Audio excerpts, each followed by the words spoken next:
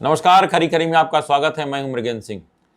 आज हम चर्चा करेंगे मध्य प्रदेश में हुए तबादलों में। निश्चित रूप से तबादलों को लेकर जिस तरह मुख्यमंत्री डॉक्टर मोहन यादव सख्त थे कि नियम प्रक्रिया का पालन किया जाए, और उन्हें पहली बार ऐसा हुआ कि उन्होंने जो तिथि थी वो एक दिन बड़े मुश्किल से बढ़ाई।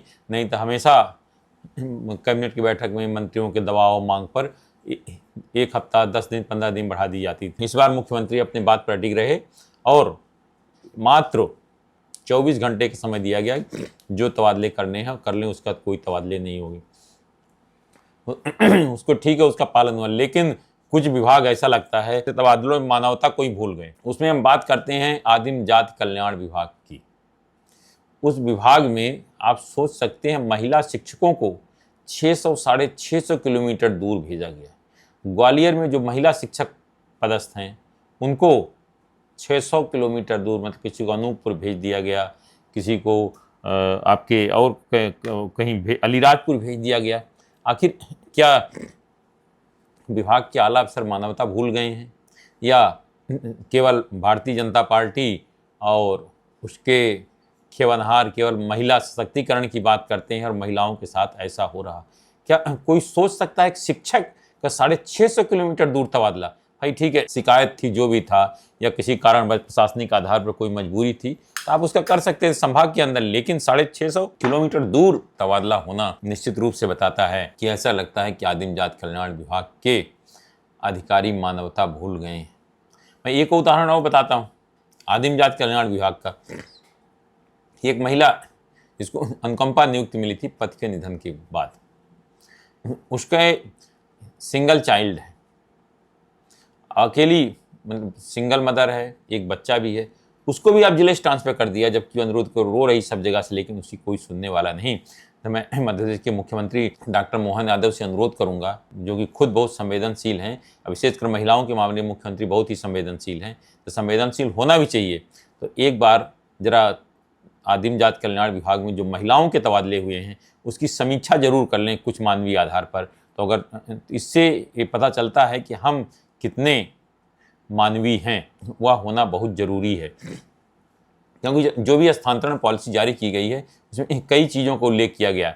एक तो लिमिट से ज़्यादा तबादले नहीं होने चाहिए, 5%, 10%, 15%, 20%, जो भी हर विभाग की अपनी अपनी लिमिट है कर्मचारियों की संख्या के आधार पर। साथ ही यह भी कहा गया है कि उसमें मानवीय पहलुओं को ध्यान दिया जाए। महिलाओं के मामले में, पति पत्नी के मामले में थोड़ा सा मानवता, कोई बीमार हैं या कोई विकलांग है, इस मामले में काफ़ी सोच समझ कर किए जाएं। लेकिन ऐसा लगता है कि आदिम जाति कल्याण विभाग ने मनमानी तरीके से तबादले किए। अगर इसकी जांच की जाए तो आपको बहुत सारे तथ्य सामने आएंगे कि आखिर किस तरह कैसे तबादले किए गए, किसी को परेशान करने की नीयत से किया गया या और किसी कारण से। अगर ठीक है, पॉलिटिकल कारण भी हो सकते हैं कि कांग्रेस भाजपा का चलता था, पॉलिटिकल कारण से भी हटाए गए तो कि संभाग के अंदर, लेकिन आप महिलाओं को 600-650 किलोमीटर दूर भगा रहे हैं। कम से कम यह निर्णय तो उचित नहीं लगता है। बाकी सरकार का निर्णय है, जिसको नौकरी करना होगा जाएगा। ये तो हुआ ट्राइबल डिपार्टमेंट की बात।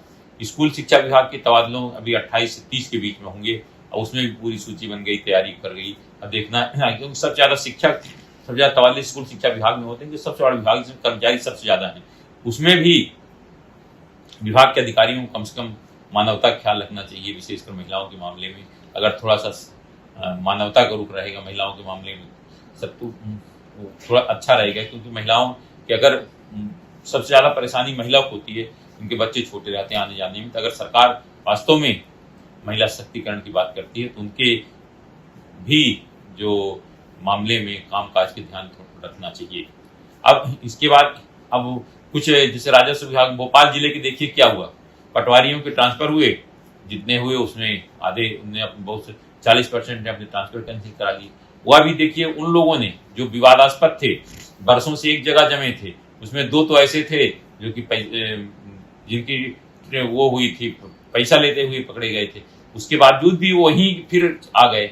आखिर ये बताता है कि पटवारी इतने पावरफुल हैं कि उनको नहीं हटा पा रहे हैं अधिकारी, या जो जिनका कोई नहीं है उनके 6-6 महीने, 8-8 महीने, 1-1 साल के अंदर 3-3 तबादले हो रहे हैं, 2-2 तबादले हो रहे हैं। लेकिन जो पावरफुल हैं, बरसों से जमे हैं, तबादले के बावजूद ही फिर वहीं वापस। तो कम से कम उन लोगों पर विचार करना चाहिए जो स्टिंग ऑपरेशन में फंस चुके हैं, तो क्या उनको फिर वहीं रखना चाहिए? ये तो ट्रांसफर करने वाले अधिकारी बता सकते हैं कि आखिर ऐसा क्यों हो रहा है। इस तरह और बहुत सारे विभागों की लिस्ट, तबादलों की अधिकांश विभागों की तबादला सूची निकल चुकी है। अब मुझे लगता है स्कूल शिक्षा विभाग की बची है, पुलिस विभाग की तबादला सूची बची, पुलिस विभाग की डीएसपी की तबादला सूची निकलनी है। वो लंबी सूची है, 175 पुलिस अधीक्षकों की सूची बताई जाती है। इसमें ये जो नियम इस बार बनाया था कि 2 साल से अधिक समय से एक स्थान पर रहने वाले सभी अधिकारियों को हटाने का प्रस्ताव गया है। अब ये निर्णय तो मुख्यमंत्री जी को लेना है, क्योंकि गृह विभाग भी उनके पास है, लेकिन जो ट्रांसफर बोर्ड ने भेजा है उसमें 2 साल कहे 2 साल जिनको है तो उनको हटाने का प्रस्ताव गया है। निश्चित रूप से जहां तक मेरी जानकारी है, मुख्यमंत्री बहुत कम इस मामले में कोई हस्तक्षेप करते हैं तबादलों के मामले में, और पुलिस बोर्ड का जो आता है उसमें अधिकतर तबादले ही हो जाते हैं। पुलिस तबादला बोर्ड के 75 लोगों की लंबी सूची जरूर लग रही है, लेकिन उसमें हाक फोर्स कोई 20-21-22 हाक फोर्स में जा रहे हैं, हाक फोर्स से लौट रहे हैं।